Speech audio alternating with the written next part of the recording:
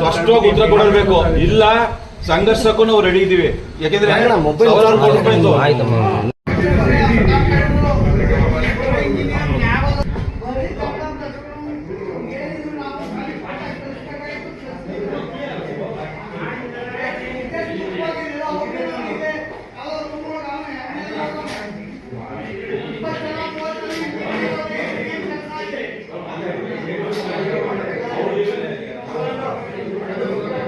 ಅಧಿಕಾರಿ ಹೋದ್ರು movement list ಬರೀಬೇಕು, ಇವತ್ತು ಪ್ರೋಗ್ರಾಮ್ ಏನಾದ್ರು ಬರೀಬೇಕು. ಬರ್ದಿಲ್ಲ ಅಂತಂದ್ರೆ ಉದ್ದಟದ ಪರಮಾವಧಿ. ಸರ್ಕಾರಕ್ಕೆ ಅಧಿಕಾರಿಗಳು 80 ಅಡಿ ಇದ್ದಾಗ ನೀರು ಕೊಟ್ಟಿದ್ರೆ ನಾವು ಬದುಕತ್ತಿದ್ದು.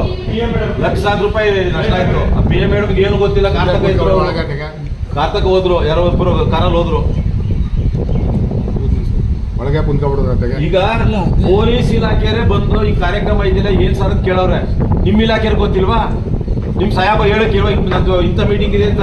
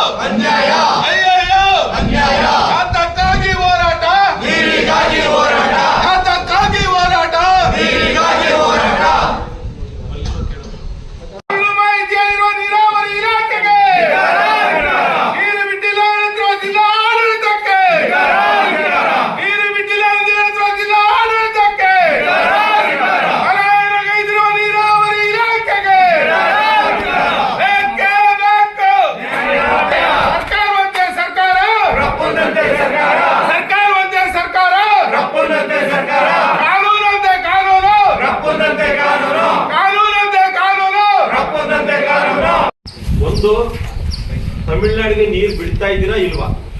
ನೀರು ಬಿಡ್ತಾ ಇಲ್ಲ ಅಂತಂದ್ರೆ ನಮ್ ತಾವು ವಿಡಿಯೋ ಇದೆ. 5-6 ಅಣೆಕಟ್ಟೆ ಇವೆ. ಅಣೆಕಟ್ಟೆ ನಾಲೆ ಆದ್ಮೇಲೆ ಕೆಳಗಡೆ ನೀರು ಬೀಳ್ತಿರೋದನ್ನ ಮೊನ್ನೆ ಎಷ್ಟು ಬೀಳ್ತಿತ್ತು, ಇವತ್ತು ಎಷ್ಟು ಬೀಳ್ತಿತ್ತು ಅಂತ ಇದೆ.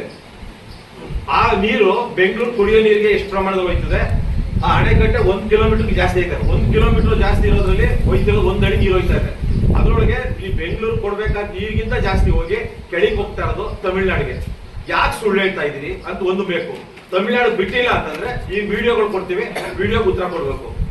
ಆ ನಂತರ 80 ಅಡಿ ಆದ್ಮೇಲೆ ನಮ್ಮ ಅಣೆಕಟ್ಟೆಯಲ್ಲಿ ಇರುವಂತ ಕಾಲುವೆಗಳಿಗೆ ರೈತರು ನಮ್ಗೆ ABCD ಒಳಗಡೆ ಇರುವಂತ ಎಲ್ಲಾ ಪದವಿಗಳು ಅವೆ. EE, ಸೂಪರ್ ಇಂಜಿನಿಯರು, CE ಏನೇನೋ ಅವೆ. ಎಕ್ಸಿಕ್ಯೂಟಿವ್ ಇಂಜಿನಿಯರ್ ನೋಡಕ್ ಬಂದಿದ್ವಿ ಎಲ್ಲವೇ.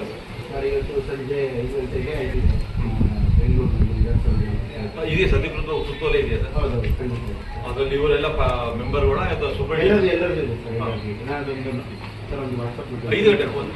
ಗಂಟೆಗೆ ಹೋಗ್ಬೇಕಾದ್ರೆ